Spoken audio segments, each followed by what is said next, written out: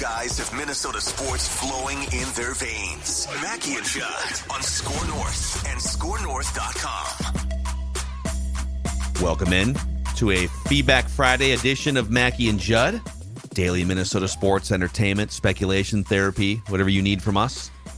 We appreciate all of you who have made Purple Daily the 7th ranked podcast on Apple's National Football Podcast rankings this Friday. It's kind of cool. We had Judd waving the flag over on Purple Daily you can see for that. that. Over there. Go check that out. We have 2 daily shows. That's right.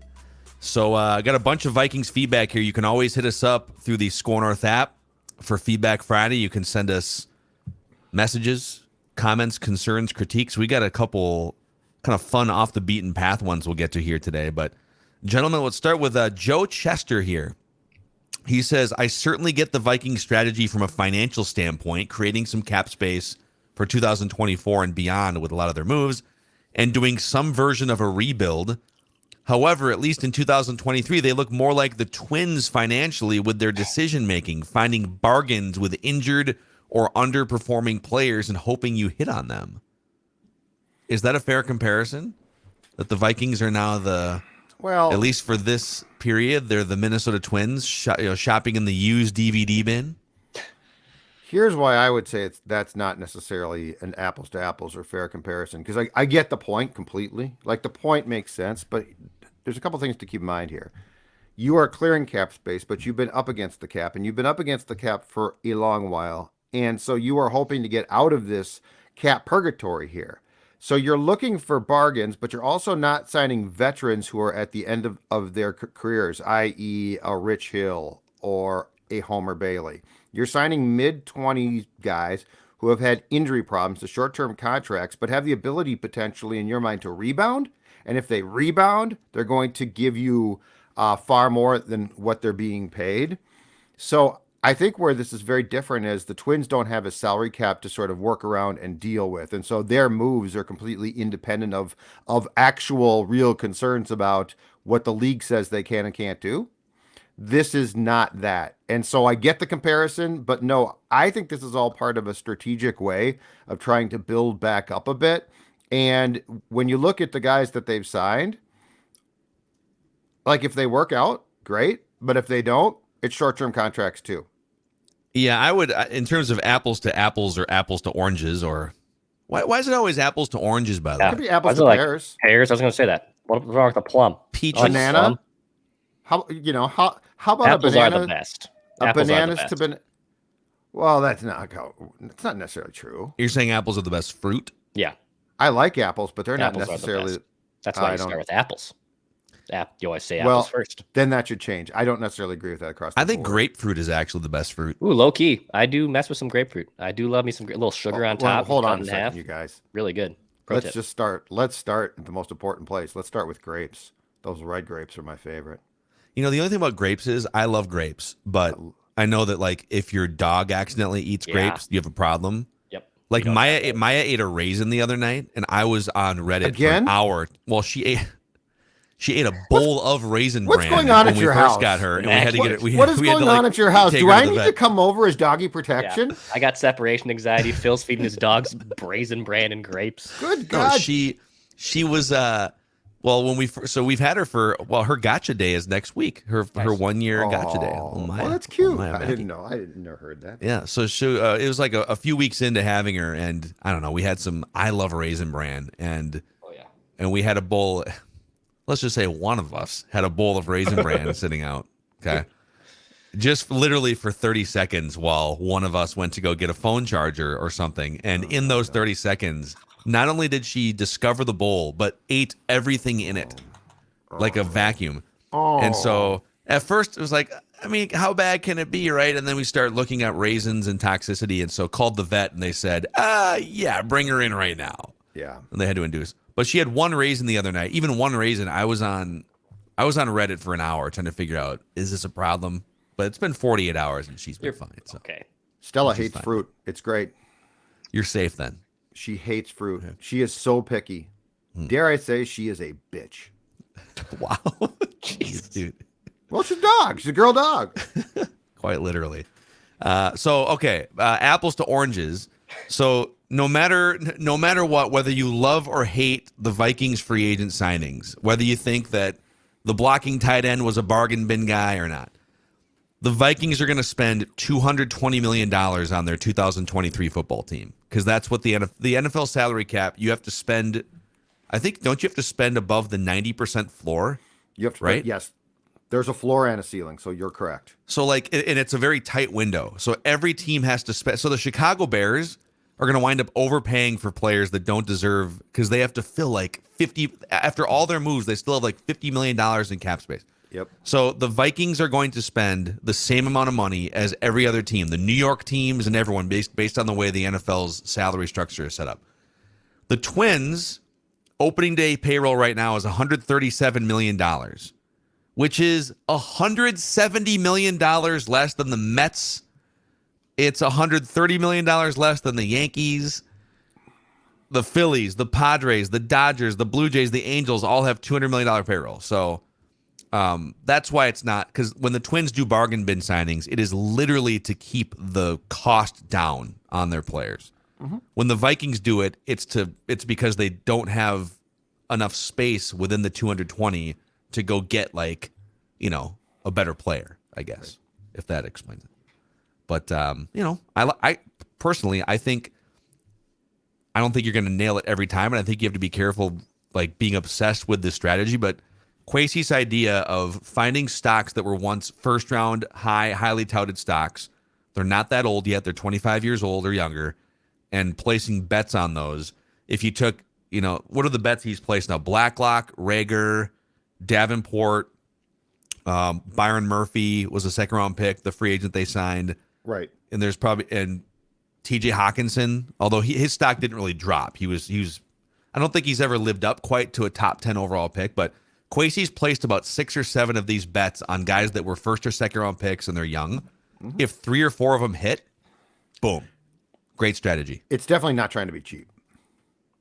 Yeah, it's got nothing to do with being cheap. As someone who has recently started an investment account, I would love to ask Kwesi, how does he view bonds and stocks, and how does that equate to certain players or draft picks? Because bonds are obviously safer, right? They offer more secure returns. They're not going to Kirk Cousins elevate. is a bond. He's a very expensive bond. But you know exactly what you're going to get from Kirk Cousins. But in those emerging marketing stocks, the stocks that not everyone has, how much of your portfolio do you want to invest into that? And is it going to exceed your expectation? What's the volatility Not risk? necessarily. I would love to know all these questions, Bob.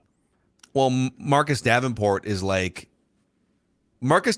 like crypto. He's like Ethereum or something. Yeah. If you get lucky, boom, you could all of a sudden now, he's the next currency or something. Right. But he could also just burn a hole in your pocket and you go on to find something else to invest in.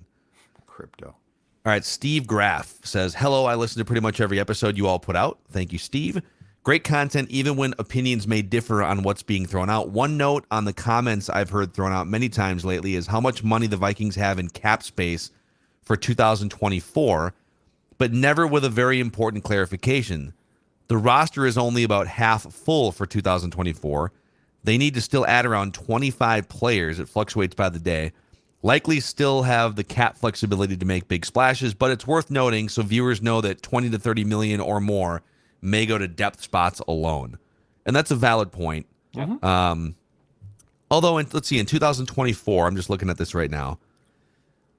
1, 2, 3, 4, 5, 6, 7, 8, 9. I think they might have more than you think. 10, 11, 12, 13, 14, 15, 16, 17. Nick Mullins. Carry the 2. 18, 19, 21. Well, and guys can be cut off that list as well to create they have more about room. 30 players under contract, so they do need 20. And by the way, it's top 51 players on the roster count to the salary cap, just so people know. So the way to think about this as well, though, is that just because you're going to have or potentially have an influx of cap space, it doesn't mean that you're getting star players left and right. We're literally talking about the Vikings should have the ability at the rate things are going to make a few splash signings next March, which this year they really didn't. So it's been a while, but go back to Childress's first year and you sign Longwell and Chester Taylor and Hutchinson to the big contract. That was the type of year where you've got enough cap space to operate. Yeah.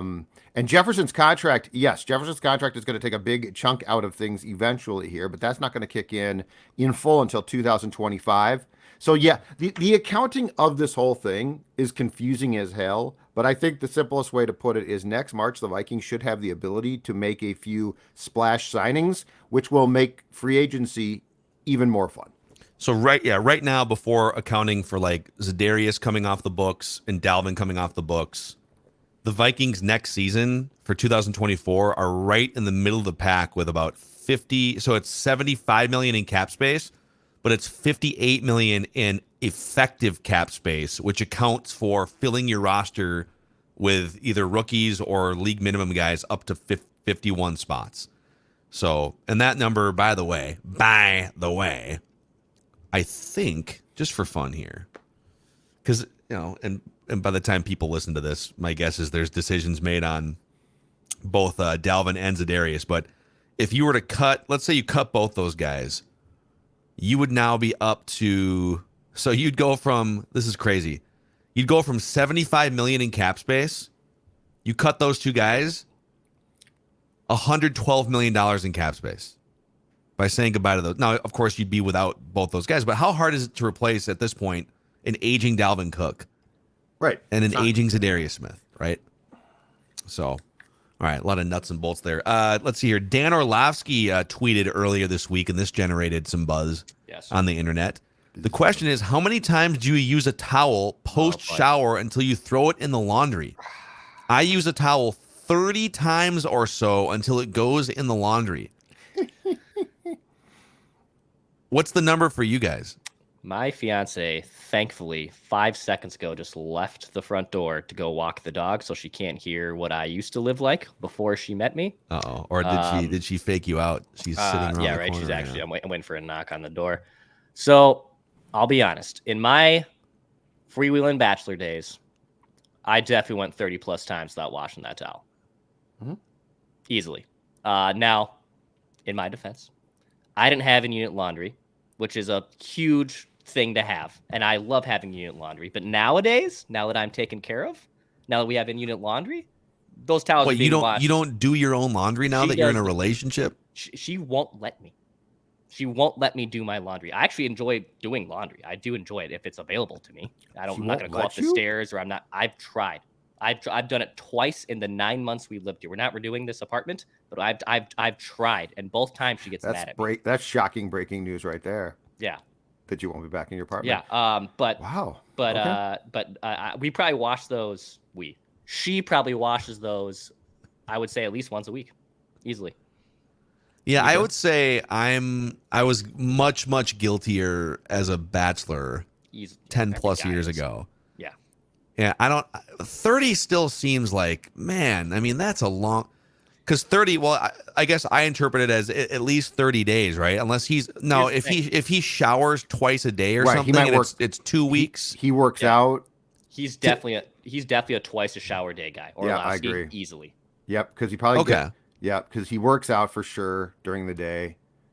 And then showers, and he probably showers in the morning or something. I'm with you, Dex. But he might shower at a gym or something, and then that's true. I would worry though if you're leaving your towel out there for more than 2 or 3 weeks. What about sheets? I've been guilty of this in the past too, but I'm bad at sheets. That's what can get you, man. Then you get the scabies or whatever they call them, right? I haven't had those yet, but your skin starts to shed. Yeah, your skin starts to shed. The issue, it's an all day thing though. Like washing bedding. Yeah, not just sheets, it's such a bedding. And then you gotta put it on. And how many times when you put the what's the elastic one called? Like the one that goes like the down sheet, right? I would say I bat like 15% on getting that right the first time. I always guess wrong on which side is supposed to go. Oh, that's a tough one too. The problem with sheets too is it's not washing them. It's what you just said, putting them back on. And there is nothing better to start a brawl in your house, because you need help. At least I do. Like trying to put the sheet on by yourself because you got to be running back and forth is damn near impossible. So it has to be you and the wife or girlfriend, and there is no better way to start a fight because the impatience between the Over two of sheets. Over sheets, huh? to put them back on. Yeah, That's your 'cause vice. it's Or like that's your problem. I think you guys are doing pretty good. If it's that's like one of the issues get no, do this, no, do that, or I'll put it on wrong, and then I get chastised, and it all goes to hell. Yeah, I do can't not enjoy the decide if sheets a process. fight over sheets means that like, wow, you've like that's all that you Well, have. it's not or- a fight. It's at our point, which is going to be 30 years next month. It's the quibbling. So it's not like a fight. Fight's too strong. No, yeah. It's That the would too much. it's the quibbling, It's right? quibbling, No, yeah. that's not the way to do it. No, but come on, let's just get this done. And by the end, I'm just like, just let my dead skin lie on this. No, I'll get in God. bed. No, I'll get in No. bed. I would say I have a full bed, and it's even in this guest room right here next to me recording. And now we have a king, which, by the way, is like one of the greatest investments I have ever made in my entire life. Is a Look king at bed. Declan. Declan turns 30 and he becomes an adult. He starts an investment account and gets a Yep. king size bed. bed. Be careful. And though. starts having his towels washed more Yeah. than twice a year. Yeah, it's a lot of strides. Shocking, some people went down during COVID. I, whatever reason, peaked. I saw this is the lowest point for everyone in the world. So how can Declan rise up from the ashes and Oh yeah, topple you everyone got to else? find the good, man. Yeah. So the thing with towels, as far as I'm concerned, though, is it's much like baseball. It's very situational. So like I don't have a rule about towels. I probably do a load of laundry 3 times a week now. And by the way, I'm in charge. I've taken charge of dishes, laundry. But towels it's like, okay, let's just say that you're down to, you jump in the shower and you have a towel in your bathroom. It's been there a while, but you really didn't think about this until you jumped in the shower. Oh, I've been here. And let's say the towel's been used quite a bit. Yep. I'm not going to at least get out of the shower, dripping wet, go to the closet, so I'm going to use the old towel. So let's say it's been used 15 times. It's getting used a 16th time. But that being said, I don't do it on purpose. And I am mindful of the stuff that, drying off takes a lot of work and there's a lot of different places to dry. So I'm very mindful of that as I do my laundry. Also, as someone who lived in a house of upwards situational. of 6 dudes at one point in college, which I know there's Oh. probably a bunch of college guys that listen to this podcast and consume our stuff, It's a lot of people. hang up your towels. Don't put a wet towel on the floor, dude. It's very easy. Hang it over the shower curtain. okay. Hang it Don't be over a the savage. railing. Don't be a It's- savage. Because that Yeah. Dry thing it is off. disgusting. Get it dried off, That yeah. part's gross. If you're not going to wash it a lot, Declan's all right. right, that's disgusting. But at least hang up the towel and the floor mat. Put the floor mat over the tub. It's very easy. It's not hard to do that either. Save your time. Jim Zimmerman chimes in here and says, I haven't heard any mention of outside linebacker edge rusher Kenny Willekes so far. He came back to the Vikings. Purple Daily. Do you, to use Judd's favorite word, I think he could be very intriguing in Brian Flores' 3-4 defense. What say you? Keep up the good work, Jim Zimmerman. So, yeah, I don't know. I mean, Willekes we don't really know anything about him. Willekes, wasn't he a practice squad guy for a little while? He was a 7th-round pick by the Vikings in 2020. He played 0 snaps last year. Might have been banged up a little bit. He played 200 snaps in 2021. We just don't know a lot about him yet. Michigan State, 6'4", 260. He is only 25 years old, but yeah, like he exists on the roster, and they liked him enough to bring him back, and he fits the age window. So The offseason program, as far as the practices go and training camp, are going to be very intriguing to see who flashes. Because Flores is going to give guys chances. They have to. So, yes, I don't know exactly who, but somebody or a group of players are going to get opportunities that they probably didn't. And if they can embrace them, i.e. a Patrick Jones, I'm not going to be surprised at all if at some point in time in October or November of next season on Purple Daily, we are talking about, at least a couple of defensive players who we have not talked a lot about previously, but have been on the roster. yeah, I think I would say this about guys like Willekes. You need guys like him on the team. He might need to fill in at some point. I would be shocked if a 7th round pick from 3 years ago going into his 4th year, who's only played a couple hundred snaps outside of special teams, like I would be shocked if all of a sudden he was a key figure in your defense. Yep. But yeah, you need depth guys. You need human beings to fill out a 53-man roster who can do something. So that's kind of what Kenny Willikis is. DJ K Squared from the Purple Daily Leadership Cabinet chimes in here. If you want to apply for the Purple Daily Leadership Cabinet, go to scorenorth.com/cabinet. That's scorenorth.com/cabinet. The Score North merchandise store where you can get your Purple Daily Before I Die hoodies and Before I Die t-shirts. That will be scorenorth.com/shop. Scorenorth.com/shop. DJ K Squared from the Leadership Cabinet says, love the show and the amazing content. I was thinking we should keep a fun spreadsheet of Judd's fantastic hashtag sayings. And when there's a lull in the football action, which is hardly ever, create a poll for the audience's favorites and rank them. I've learned so much this offseason. Look forward to much more. Well, the latest one was Brian Flores is going to do stuff. He's going to do stuff. Do stuff. Hashtag He's going to do a lot of stuff. Do stuff. What's that meme where it's like the guy poking something with a stick? Saying, Oh, that weird looking guy. Yeah. Do stuff. Do something. Do stuff. Yes. Brian Flores is going to do a lot of stuff. We should make a list of that at some point. You know, you can do stuff like get your knives sharpened at mydullknives.com, where the folks at Vivront do stuff. They'll send you a safe and professional mail kit, and you can send your dull, boring knives on a little vacation to Knife Paradise. Right. In fact, I'm stopping over there today at the store in Wayzata I've yet to stop into the actual shop, which you can if you want to, but mydullknives.com. They'll send you a professional mail kit that's safe. You won't stab the mailman. Don't have to worry about that. And Vivront will sharpen your knives and mail them back to you all within just a few days. And they'll send you replacement knives if you want to as well. This has definitely heightened our game in the kitchen. The last couple of weeks, old Macadac's been making some high-end sandwiches, turkey pesto sandwiches and different things. Oh, nice. And man, cutting into those tomatoes now. Yeah? Full confidence. Be careful, I'm not going to just squish the tomato and Be careful. Be careful with those knives. I know. I got to get my fat thumbs out of the way now that you do have actually sharpened knives. MyDullKnives.com to avoid the embarrassment of being a person with dull knives. MyDullKnives.com. Sharp knives are great, though. Like, if you're cutting stuff, it's so satisfying when it just cuts pure. It is. Yeah, that sounds a little serial killer-like, actually. I'm talking about food. The way you just said it, but when it cuts pure, when it's like bang and then it's done, that's great. No. When it pierces. Well, it is a knife. What am I supposed to say? Pierces. When it pierces that orange skin. Torso. No, I'm not talking about humans. I'm talking about cutting things. Oh man. It's a great feeling of satisfaction. Real chefs, sous chefs throughout the country. You know what? They love a good knife.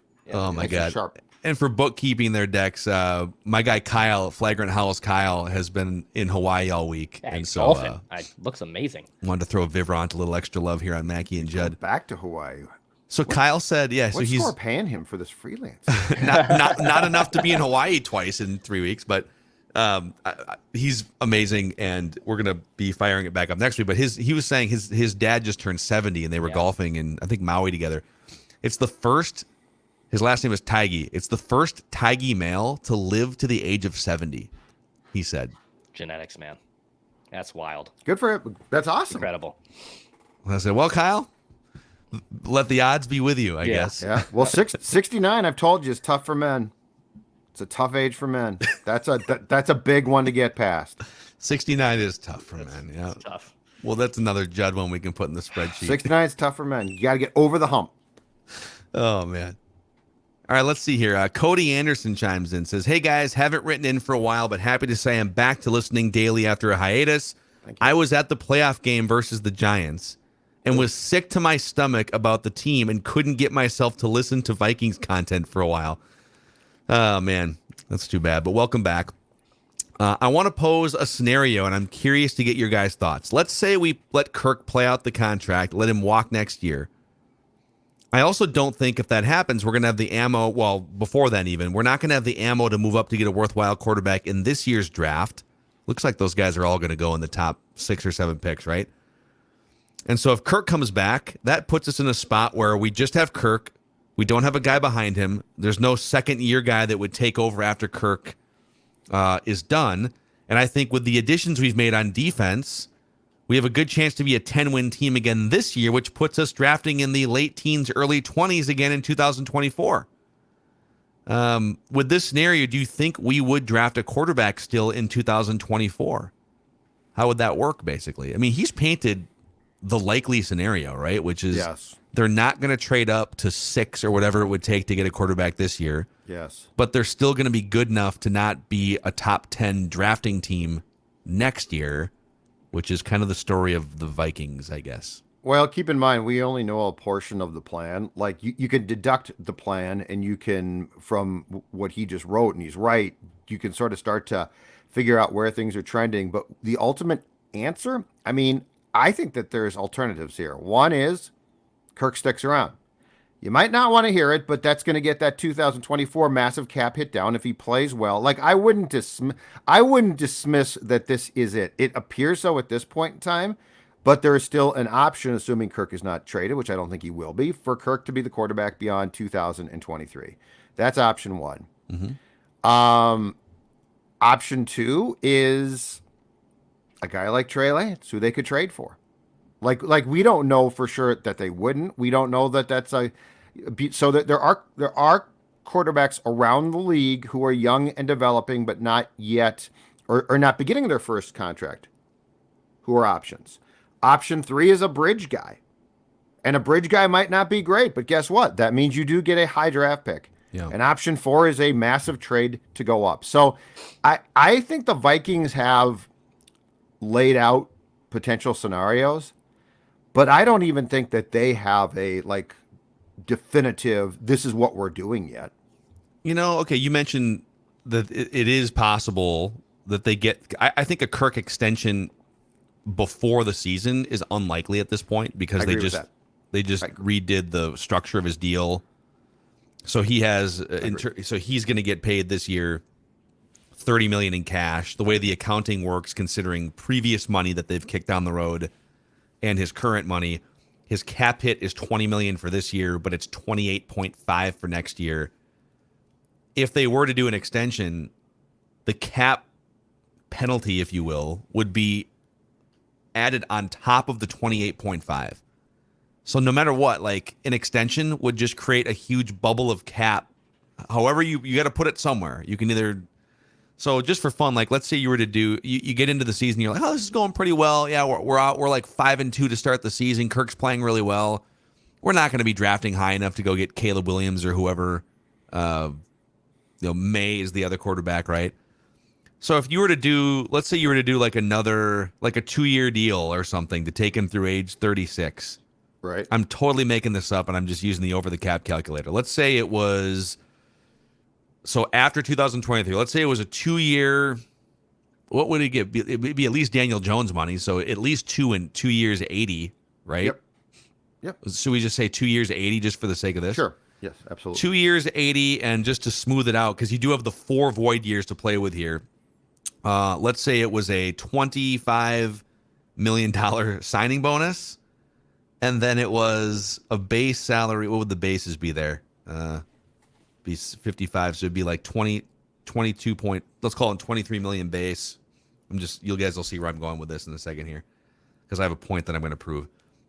All right, you then would have.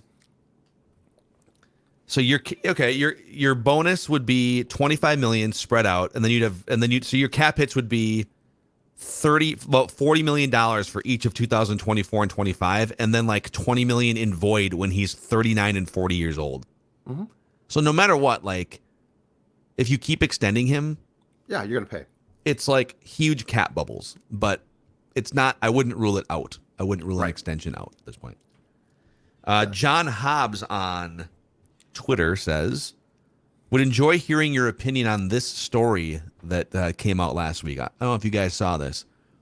Jim Boeheim's friend, who owns a radio company in Syracuse, fired a radio host in Syracuse on the big sports station in Syracuse for being too negative about Syracuse sports. And the quotes in this article from this guy goes on the record, the station owner, saying, yes, I'm friends with Jim Boeheim, and yes, I'm a huge supporter. I think he's a booster of Syracuse athletics. And we feel like we are fair in our criticism, but this host was just way too negative and dark. He's like the Judd Zolgad of Syracuse sports talk show hosts. What did you think of that story? What do you think of a host being too negative about a local team and getting fired for it? Well, I think that the most important thing is this on the local radio scene here. No one's job in jeopardy. So the most important thing is Minneapolis and St. Paul is safe. No one's going to get fired. No one's being too negative. No one's being too negative. Not Nobody's radio, in jeopardy on the radio. Not on TV either. I don't think. I'd love to say it surprises me or like I can't believe it, but I can totally believe it. It's 2023 and in a college town where like that is the team. Sadly, I was not the least bit surprised by it at all. Not at all. I think it's no, I wasn't that surprised. By the way, Brent Axe, I believe, is the name of the host. Put some respect on his name. And I believe he is a columnist at the paper as well. True. Okay. Yep. Yeah, Brent Axe. In fact, you got to hear some of these quotes. All right, this is from the station manager. It's Galaxy Radio president and CEO Ed Levine said he fired Axe because he believes the content of Axe's show had become too negative towards Syracuse sports. I had a problem with the content of the show, Levine said. I'm a Syracuse fan. I'm sorry, but I bleed orange. I'm not going to apologize for that. And I think a fair reading of the orange is appropriate. I understand we have a business relationship with Syracuse and that Coach Boeheim and I are personal friends, and he's an investor in my company. But besides that, other than those three major conflicts of interest, I am Red Smith. I understand and acknowledge all of that. We've called it pretty fair, and I would argue we've been tough on Syracuse when the on-field or off-the-field events warrant it. I just think over the past 6 months, it took a different tone and became overly dark and negative. I don't think that's what Syracuse fans want to hear. And then he kind of goes on from there. Yeah. I think it's kind of reflecting of the way that the leverage has shifted in sports media over the past 10 or 15 years, in that organizations have their own platforms or have more influence because some of these third-party organizations are no longer like the place where you find discussion about the team. And so like take local, like Minneapolis media, for instance. For years and years and years, if an athlete wanted something out there, or an owner or a coach, in the 60s, the 70s, the 80s, they needed Sid Hartman and the Star Tribune's platform to get a quote out to the masses, right? If it's 1985 and the Vikings wanted something out to the public, yeah, TV. You couldn't go on Vikings.com in 1985 or go to the Vikings Twitter account where they have millions of followers. You had to open the non-affiliated, third-party, objective, usually, although Sid never pretended to be objective. Objective, yeah. Right. But like the paper, and then they would balance out with a Patrick Royce or somebody who was more critical, right? But today, the Vikings don't need third-party media in their minds.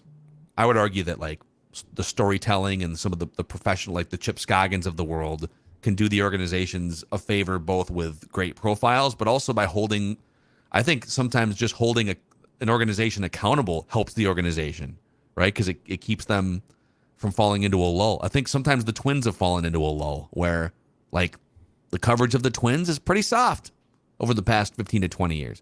Mm-hmm. So the more that we scale back on third-party, objective, call it negative commentary or journalism,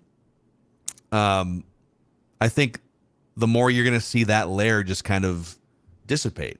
And this is a great example. Syracuse and the media company are in cahoots, very much so. They're in financial cahoots. Yeah. And so, and I don't know, maybe Brent Axe was wrong or maybe he was too negative. I don't know. But Brent Axe brings a perspective that Syracuse doesn't want people to hear, right? It's basically he's not state-run media, and so they got rid of him. That's what happened. If they've got the rights, like when you have the rights, you have to be careful. There's no question about it. Like you can't just get on the rights. Yeah, you if you get on there and flame the college or the pro team, the people that run your station are going to get phone calls. Yeah, I think I guess candidly for us, there was a time. So if you want to take like the 13 years that I personally have been, so it's been 4 years with Score North, which we launched in 2019. And then it was 9 years of 1500 ESPN, all under the Hubbard Radio umbrella. And we essentially, after 9 years, we said, man, we gotta find younger audiences. We gotta find a new way to produce content, and we gotta change the game here. So we did. But on the radio side, for the first 2 or 3 years that I was at 1500 ESPN, and you joined a year in, so you've been along for this whole ride, and Declan's for about half of it. Having the Twins partnership was hugely helpful, because at the time, AM radio was, I wouldn't say thriving in like 2010, but AM radio was still very much, hundreds of thousands of listeners in a given week or a month. And if you had the Minnesota Twins baseball rights, there was a time in like 2009 where they'd have 1 million people in a week listening to Twins baseball on 1500 ESPN radio. Absolutely. And so having that partnership with the Twins brought all these listeners. It was a great marketing tool for the radio station. Could it maybe cause you to pull some punches on a microphone or in an article that maybe you wouldn't quite say the honest truth about something? I'd like to think, I think in our case, we were never told what to say or do. Right. But it probably made you think twice a couple times, Well, and I think that to this story about Syracuse, colleges are far worse, because we had men's basketball and women's basketball for some games, and hockey as well. And I think that I'm willing to guess that our bosses probably, just as a guess here, I'm willing to guess they got far more calls from the Gophers. Well, Royce release a Twins. T-shirt at the state fair that was like not elite. It was kind of a clown on PJ Fleck. Pretty sure he was told to take those. It got yanked right off. But that's what I'm saying is colleges are worse. Yeah. So this is sad, not surprising, but it's also not new that media entities have been in bed with teams or programs. Yeah. That goes back to the beginning of time. But on one hand, for us, for instance, we're kind of this So we at Hubbard Radio, we do have partnerships with, St. Thomas and Minnesota United are two of our awesome sports partners. We used to have the Twins partnership and the Gophers partnership way back in the day, 10 years ago. I think because we don't have an official Vikings or Wolves or Twins, like the teams that we talk the most about on these shows, especially Vikings. The Wild. We feel like we're not going to have someone looking over our shoulder from the Vikings, front office wondering why are you saying that about the Wilfs? Why are you saying that about? Sure. So maybe it gives us a little freedom and advantage that other entities don't have. But at the same time, KFAN on the radio side gets the advantage of every time they do something Vikings related content wise, they can tap the Vikings on the shoulder with millions of social media followers and amplify what they're. It's an amazing marketing tool for them to grow their brand. Absolutely. So there's pros and cons to both. That radio station in Syracuse is probably not relevant if not for the Syracuse partnership. But on the flip side, a radio host can't tell the truth about Syracuse athletics because of the partnership, right? And just in our case with the Vikings, I like to think that we have tapped into, and I think we have a very smart audience of Vikings fans that want the truth. And some of them don't, and that's fine. If you just want to be told that this is all going great and that everything's great, and we have been very complimentary of what they've done this week. Mm-hmm. But the thing is, our audience knows that that's the truth. Because there have been times where we're like, what are they doing, right? And I'm sure that there is a certain pod of Vikings fans who are like, I never really want to hear the truth unless it's positive. Yeah. But our audience out there, which is fantastic, has basically told us, no, we like how you do it because we want to share in what is the truth about how this team is going to eventually, hopefully someday, before we all die, win a Super Bowl. Yeah. So it's great. Yep. So we're kind of media nerds like that. We like to have these conversations. It's super interesting. Yeah. So hopefully Brent Axe gets a job somewhere. After he's got the columnist job. So station. My guess is he's sort of a Royce type there, and he probably likes to write more. So he's probably fine. Yeah. So all right, that's a wrap on Feedback Friday here. Little Vikings discussion, a little how often should you wash your towels discussion, and a state situational. Local media. Towel analytics, gentlemen. That's what I deal in. Towelytics. I deal in towelytics. Me and Stella. And for daily Vikings free agency fodder and discussion, Purple Daily is your home from now. Well, it's every day, regardless of what time of year it is. But we'll see you guys over there, our other daily show. Thanks for hanging out, Mackey and Judd. We'll see you back on Monday.